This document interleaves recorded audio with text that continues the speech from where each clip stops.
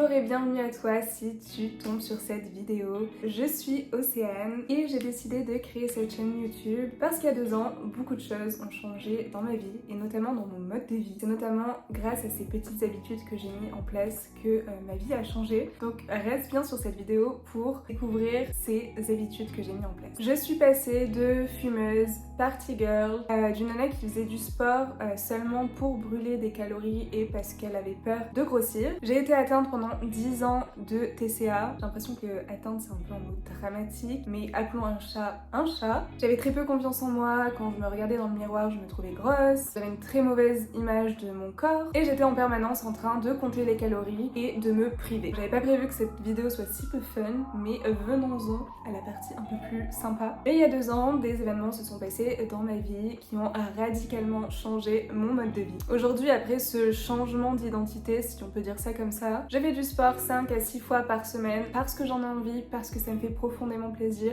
parce que c'est ancré dans ma routine. Je mange absolument tout ce que je veux, je ne me prive plus. Je ne compte plus mes calories, très important. Et j'ai repris confiance en moi, en mon corps, et j'ai une bonne image de moi-même lorsque je me regarde dans le miroir. Je considère avoir un mode de vie plutôt très sain, sans pour autant avoir à me priver, et au contraire me faire plaisir au quotidien. Et le plus important, c'est que je me sens plus qu'alignée que jamais avec ce nouveau mode de vie. Et c'est pour ça que j'ai créé cette chaîne, pour vivre toi aussi cette vie épanouissante dont tu rêves tant. Maintenant qu'on a fait connaissance, je vais enfin te révéler les 10 habitudes que j'ai mis en place dans ma vie et qui l'ont radicalement changé pour passer de cette version de moi que je t'ai dit plus tôt à cette nouvelle version de moi aujourd'hui, qui soit disant passant se rapproche de plus en plus de la version future de moi dont j'aspire. Ces habitudes peuvent paraître bêtes et vues et revues, mais je t'assure que mis tout à bout, elle peut avoir un réel impact dans ta vie. La première habitude que j'ai mis en place est de ne plus utiliser mon portable après 21h et surtout mettre le mode ne pas déranger entre 21h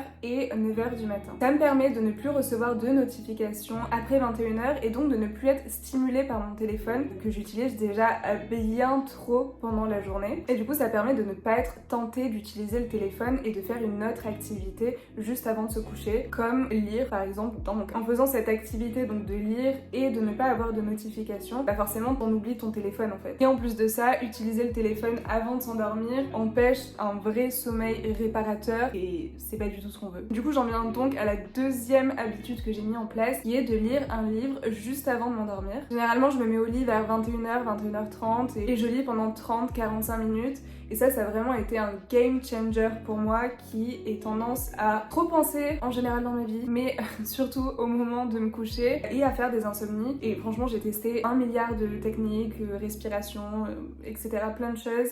Il n'y a pas grand chose qui fonctionnait ou alors c'était un peu aléatoire. Mais lire un livre, ça a été vraiment game changer. Bien sûr, je lis un roman, pas quelque chose qui va me faire réfléchir encore plus, mais j'ai remarqué que du coup ça apaisait mes pensées, ça les stoppait complètement en fait, et aussi ça me fatiguait mentalement et ça fatiguait mes yeux, ce qui fait que quand je suis en train de lire et que je sens que mes yeux sont en train de se fermer tout seuls, je ferme le livre et je vais me coucher et généralement dans les 30 minutes maximum qui suivent, je m'endors.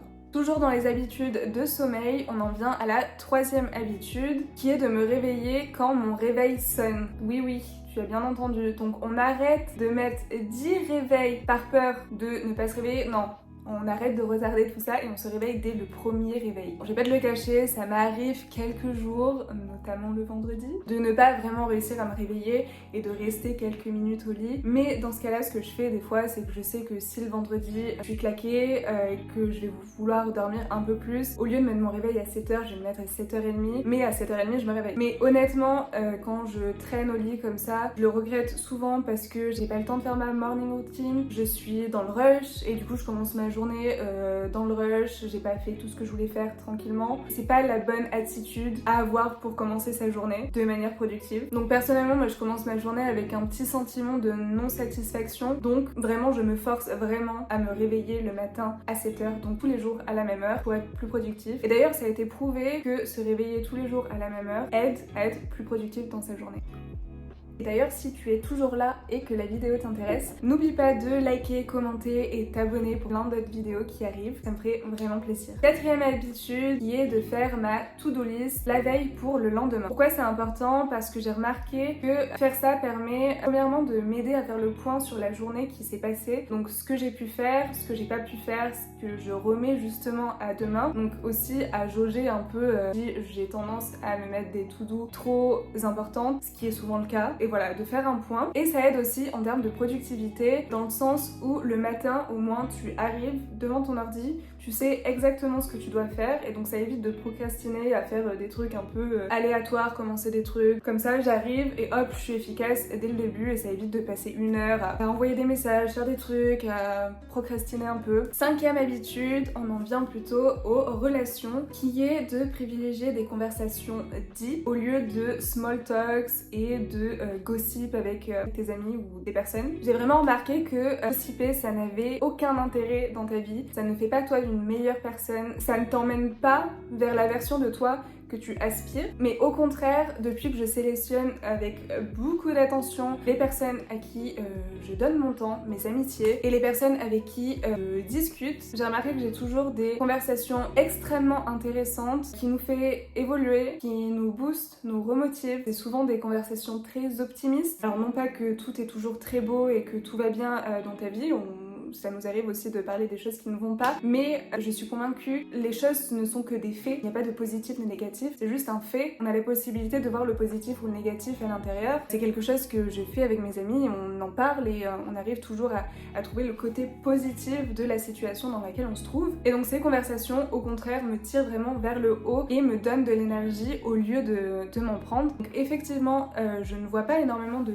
personnes dans mon quotidien, dans ma semaine. Autant, c'est toujours des moments où on a des conversations tellement enrichissantes, centrées sur nous-mêmes, et je rentre chez moi après une conversation avec une amie et je me sens boostée et je sens que ça me tire vers le haut au lieu de juste avoir parlé sur la vie des autres, des gossips qui sont finalement très peu intéressants et toi ne te concernent en aucun cas, donc ça ne sert à rien. La sixième habitude qui est justement liée aux relations est de faire le tri dans tes abonnements sur les réseaux sociaux pour ne garder que les personnes qui t'inspirent, qui te procurent du positif, qui te font rire ou même qui te divertissent ou qui te font apprendre quelque chose, mais vraiment arrêter de suivre les personnes qui te procurent un sentiment négatif, avec lesquelles tu vas te comparer. On a tendance à se comparer très facilement sur les réseaux sociaux. Je trouve que l'utilisation des réseaux sociaux à bon escient, c'est génial. Ça te permet, comme je disais, de te divertir, d'apprendre des choses, de t'inspirer. Il faut quand même faire attention au moment où on en vient à se comparer et à avoir ce sentiment négatif via la plateforme ou les personnes. Et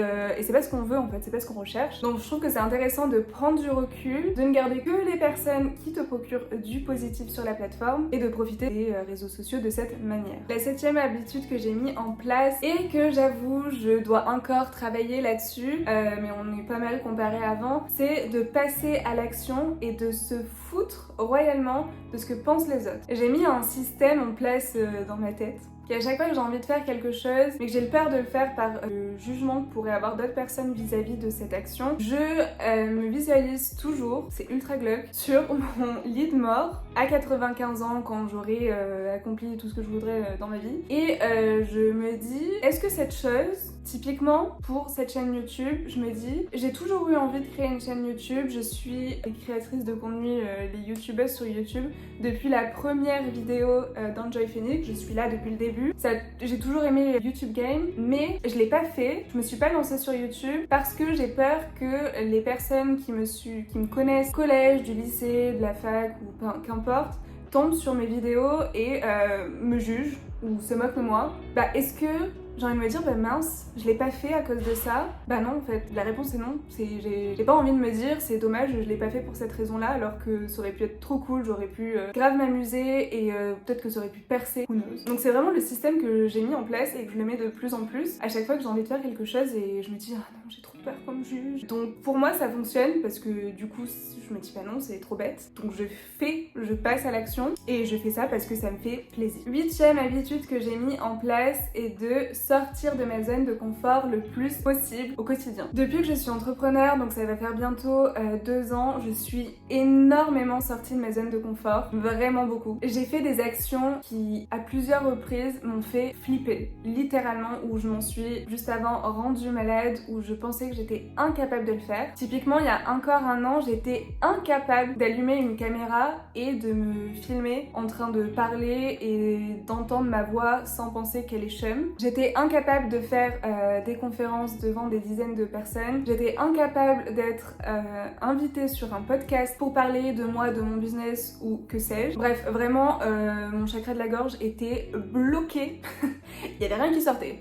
Mais en fait, tout ça, toutes ces choses que je t'ai dit avant, ça faisait partie de mes rêves. C'était un de mes rêves d'être une bonne oratrice, de pouvoir utiliser ma voix parce que je suis persuadée que j'ai des choses à transmettre, même si c'est qu'à une dizaine de personnes. Ça a toujours été mon rêve et je savais que si je voulais arriver encore une fois à cette version de moi qui fait ça, il fallait que je me bouge les fesses. Ce qui fait que j'ai eu des opportunités pour faire des conférences, être interviewée sur des podcasts et c'était horrible.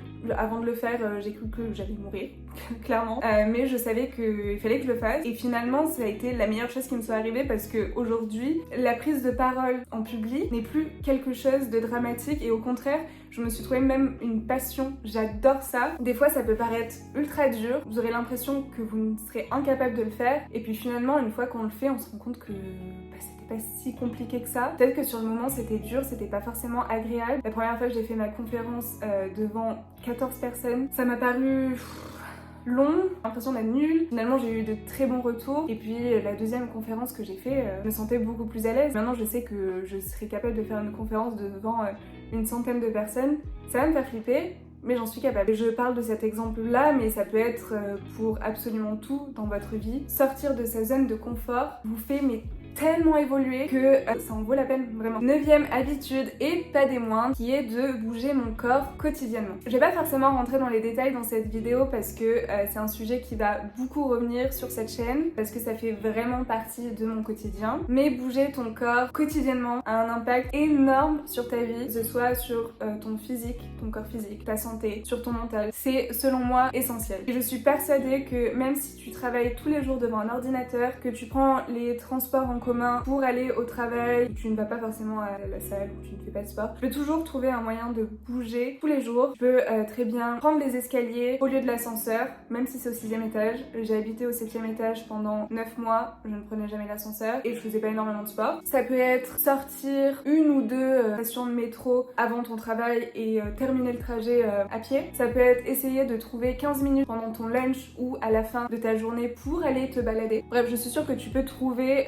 au moins 15 à 30 minutes dans ta journée pour bouger un minimum et ça sera tellement bénéfique, fais-moi confiance. Et enfin, 10e et dernière habitude, savoir dire non et se prioriser. Pendant très longtemps, et peut-être que si tu m'écoutes toi aussi, par manque de confiance, j'ai eu l'habitude d'être la meuf sympa qui dit oui à tout, qui accepte beaucoup de choses simplement par peur qu'on ne l'aime pas ou qu'on la rejette. Mais en prenant de l'âge, j'ai pris connaissance de ma valeur, à savoir aussi poser mes limites, à savoir m'écouter. Et en faisant ça, j'ai aussi remarqué que les personnes qui acceptent le non sont justement des bonnes personnes pour toi en fait. Ce n'est pas des personnes égoïstes, mais c'est des personnes qui te comprennent, qui se mettent à ta place, qui ne pensent pas qu'elles. Donc selon moi, il n'y a pas à avoir peur de dire non à quelqu'un que tu connais. Alors si tu la connais pas, bon, encore plus, hein, tu n'as aucun contre à rendre à cette personne, mais si c'est une personne que tu connais, que tu apprécies, il n'est pas censé avoir de problème, elle est censée comprendre si c'est une bonne personne pour toi. Et si au contraire cette personne n'accepte pas le non, peut-être c'est parce que cette personne n'est pas vraiment une bonne personne pour toi. Encore une fois, je parle là de manière générale, bien entendu ça dépend du contexte. Là je dis pas qu'il faut accepter le non tout va, mais globalement juste savoir s'écouter soi-même et se dire bah là non, là j'ai pas envie. J'espère que la vidéo t'a plu. N'hésite pas à aimer, commenter et à me suivre. Et n'hésite pas aussi à me dire dans les commentaires quelles ont été toi les habitudes que tu as mis en place et qui ont radicalement changé ta vie. En attendant, je t'embrasse et je te dis à très bientôt dans une nouvelle vidéo. Ciao ciao!